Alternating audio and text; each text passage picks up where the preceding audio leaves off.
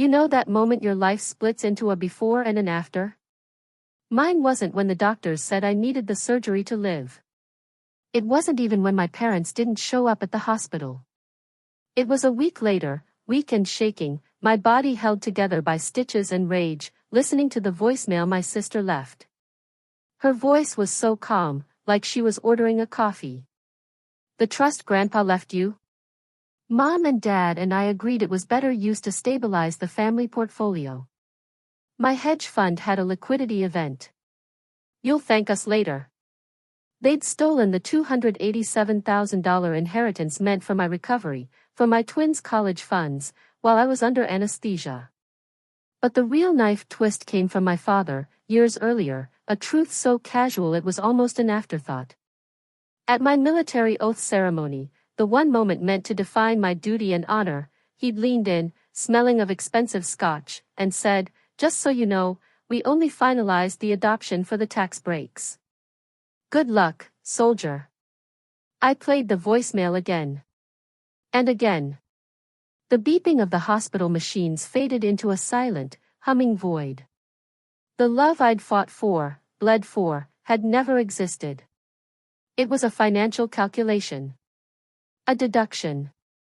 And that was the moment I knew, the real revenge begins now. If you're drawn to intense, true-feeling stories of betrayal, revenge, and justice that cuts deep, make sure you subscribe to this channel. These stories only get darker from here. The rain on the window of my New York apartment wasn't weather, it was atmosphere, a permanent cinematic state matching the chill in my bones. 2 years. 2 years since the voicemail, since the financial evisceration disguised as family stewardship, since the slow, sickening realization that every birthday card, every stiff hug, every "we're proud of you" had been a line item on a ledger.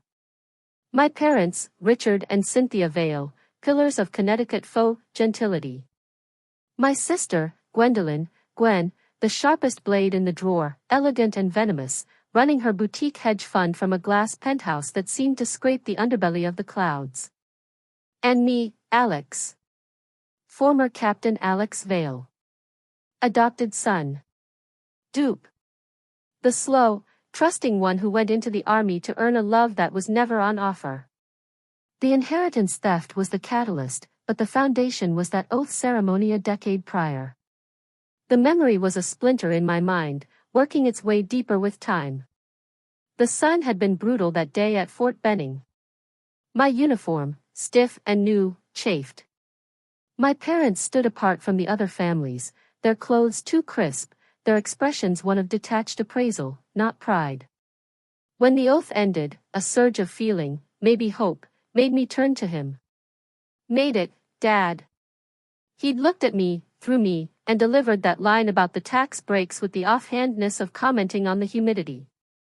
My mother had offered a thin, complicit smile. I'd spent a decade misinterpreting that moment, telling myself it was his awkwardness, a poor joke. I was a master of reframing their neglect into something palatable. They were busy. They were private. They showed love differently. The human mind will build incredible fortresses of denial to avoid one simple truth: you are not loved. The denial died in that hospital bed. The surgery was to remove a tumor, benign but precarious. My wife, Laura, was a rock, her face pale with fear but strong for our twins, Eli and Maya, who were 5 and confused. My family? Radio silence. Then, the voicemail. Gwen's hedge fund, Ether Capital, had a liquidity event. A fancy term for a bad bet. My inheritance, held in a trust they controlled as advisors, was the liquidity. They'd moved the money, all of it, to cover her losses.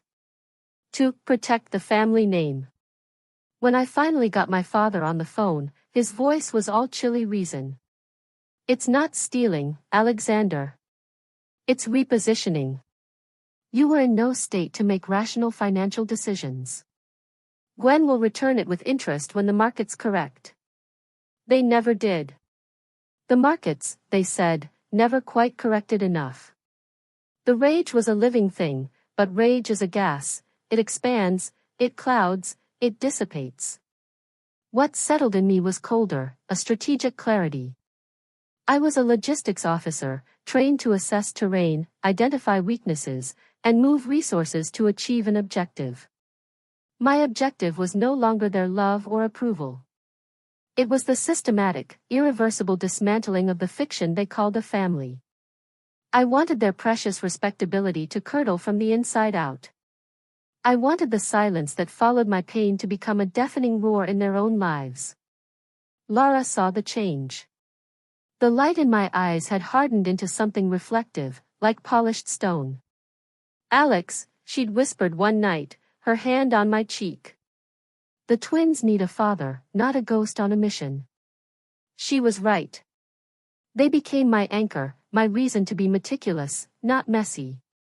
My revenge had to be a quiet earthquake, one that left their palace of lies in ruins but my own home, my real family, utterly untouched.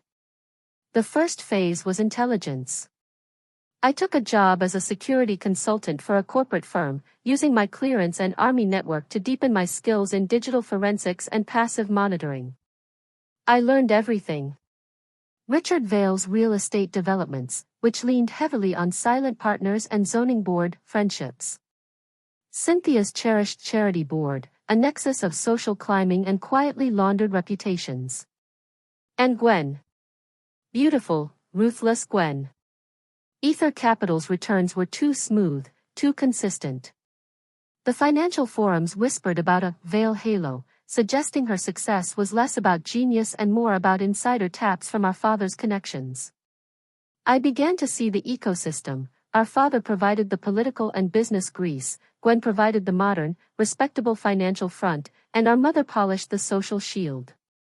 I was the outlier, the one who'd chosen service over synergy, and thus I was expendable.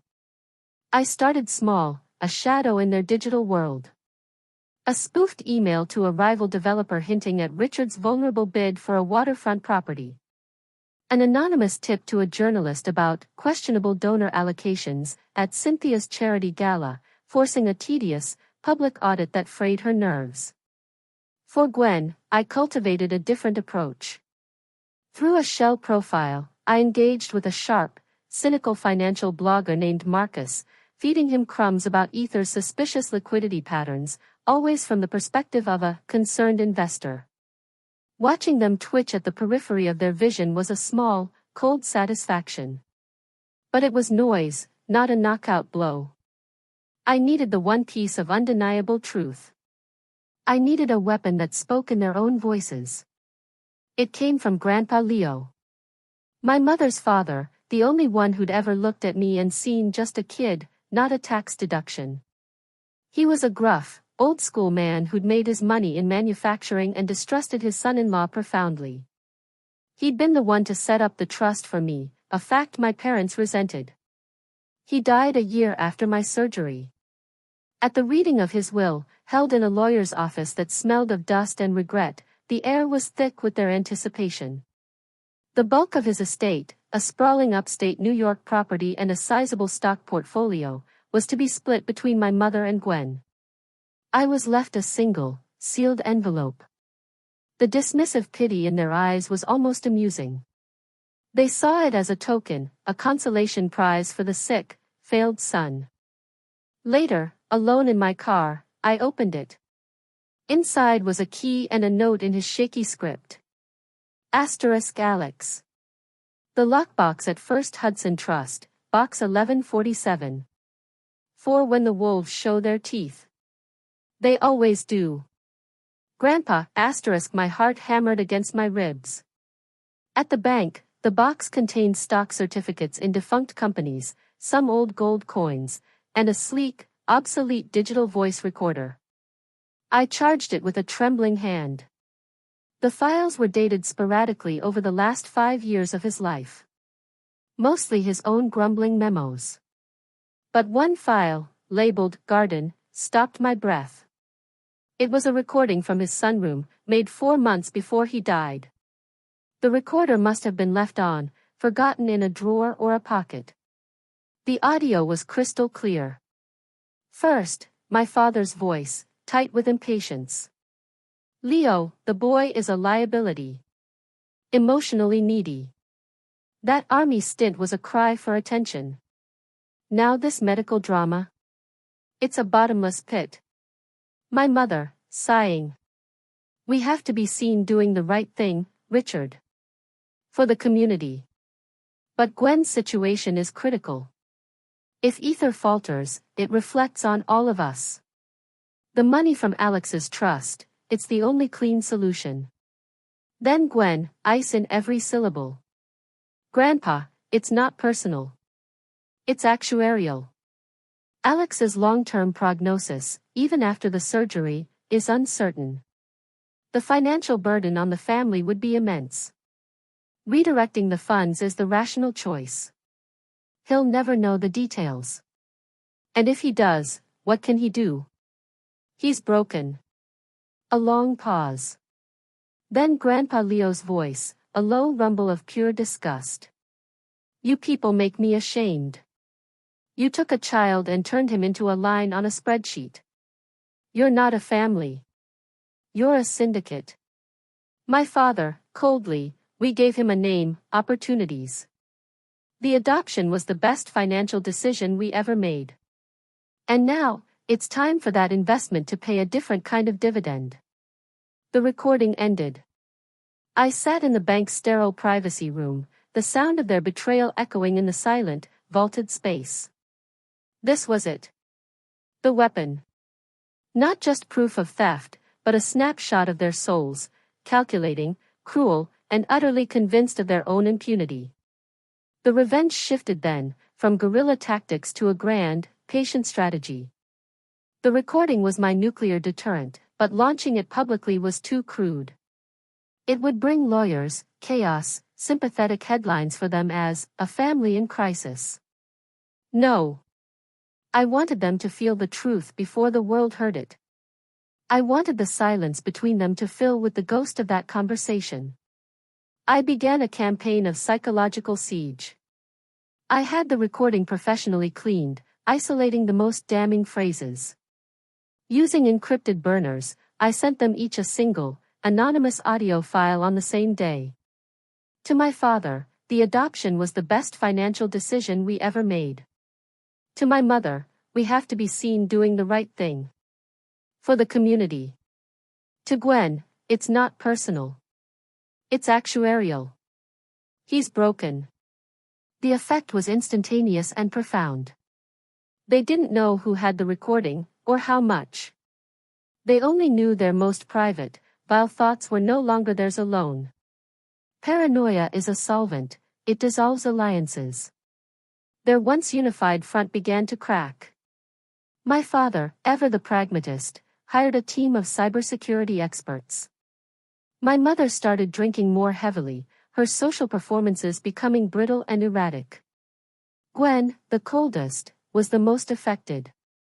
Her confidence was her armor, and I'd found a hairline fracture. She launched a frantic, internal witch hunt at Ether, convinced a disgruntled employee was behind it, damaging morale and causing key associates to jump ship. I watched from the shadows, my life a bizarre double helix. By day, I was Alex Vale, devoted father, reliable consultant, helping my twins with homework and holding Lara close at night, drawing a fierce, protective love from her that was my antidote. By night, I was the architect of their unraveling. I used the chaos to plant more specific seeds. I fed information to Marcus, the blogger, who now published a piercing piece on family office dysfunction and liquidity miracles, heavily implying Ether was a Ponzi scheme for family money. The SEC inquiry that followed was quiet but relentless. Gwen's perfectly coiled hair began to show strands of gray. The climax needed a setting worthy of their facade. It arrived with the Vale Family Foundation annual gala, my mother's crowning social event. A black tie fundraiser at the Mandarin Oriental, all crystal, orchids, and whispered deals. It was where they felt safest, most admired. I decided it would be their theater of truth. I rented a tuxedo that fit like a second skin. Lara, her eyes holding a storm of worry and resolve, straightened my bow tie. "You look like you're going to a funeral," she said softly. "I am," I replied, kissing her forehead. "Stay with the kids. Watch the news tomorrow." The ballroom was a cathedral of wealth. I moved through the crowd, a ghost at their feast. I saw them holding court. My father, laughing too loudly with a senator. My mother, glittering with diamonds and desperate eyes. Gwen, in a sheath dress the color of bone, holding a flute of champagne like a scepter, but her gaze darted, hunted. I waited for the main presentation. My mother was at the podium, speaking about legacy and community responsibility, her voice a familiar, melodic lie. The large screen behind her displayed glossy photos of charity projects. I had provided the AV team with a revised, final slideshow on an encrypted drive an hour before, tipping them handsomely for their discretion. As she reached her crescendo, because family is the foundation upon which all good works are built, I gave a slight nod to the technician. The screen flickered. The charity photos vanished. In their place was a simple, elegant audio waveform. The title, A Conversation on Family, Value, and Actuarial Love. My father's voice boomed through the 1,000-watt sound system, clear as a bell in the suddenly silent ballroom. "Leo, the boy is a liability." The blood drained from my mother's face on stage. She gripped the podium, her knuckles white. My father took a step forward, then froze, as if physically struck. The adoption was the best financial decision we ever made. A collective, sharp inhale from the crowd. Heads swiveled between them and me, standing alone near the back. Gwen's voice, so rational, so cold, filled the space. "It's not personal. It's actuarial. He's broken. That did it." The illusion shattered like dropped crystal. Gasps turned to horrified murmurs. Camera phones, brought out for charity photos, were now pointed at the podium, at my parents' crumbling faces. I saw it all, the senator edging away, the socialites with hands over their mouths, the raw, undiluted exposure of their essential nature. I didn't move. I just watched, my face a mask of calm. I met my father's gaze across the room. I saw the fury, the humiliation, and deep beneath it, a flicker of something I'd never seen before, a recognition of me, not as a deduction, but as a force. An equal. An enemy he had created. Gwen found me first. She strode across the ballroom, people parting before her like a sea before a sharp prow. The elegance was gone, replaced by a feral rage. "You pathetic little worm," she hissed, her champagne-scented breath hot on my face. "Do you have any idea what you've done? We'll destroy you. We'll take your children." I leaned in, my voice so low only she could hear it over the rising din, the full recording, "With your plan to steal from a medical trust, is with the Attorney General, the SEC, and the New York Times. The Times piece drops at midnight. You're not going to destroy anyone, Gwen. You're going to be too busy fighting indictments for fraud, theft, and conspiracy." Grandpa's last gift to me was a very good lawyer. I paused, letting the words sink in. "You said I was broken. You were right. But broken things have sharp edges. And you walked right into them." She recoiled as if slapped. The utter certainty in my voice, the sheer scale of the trap, finally penetrated her arrogance. I saw the calculations behind her eyes, the lawyers, the investors, the prison time, and I saw them all come up zero. I turned and walked out. I didn't look back at my mother, weeping silently on the stage, or my father, surrounded by a growing circle of empty space. I walked through the glittering lobby, past the stunned valets, and into the cool, rain-washed New York night. The sound of the city, honking cabs, distant sirens, the murmur of life, flooded in, washing away the claustrophobic silence of their world. The fallout was, as intended, irreversible. The Times piece was devastating. The SEC froze Ether's assets. Civil suits piled up. My parents resigned from every board, every club. Their Connecticut house, a monument to tasteful avarice, went up for sale. The family syndicate was dissolved in a bath of public disgrace and legal jeopardy. I received one communication. A single sheet of expensive stationery in my father's handwriting, mailed to my office. No return address. It read, "You win. The balance sheet is clear. We are even." I burned it in the metal trash can behind my building, watching the flame consume the last lie.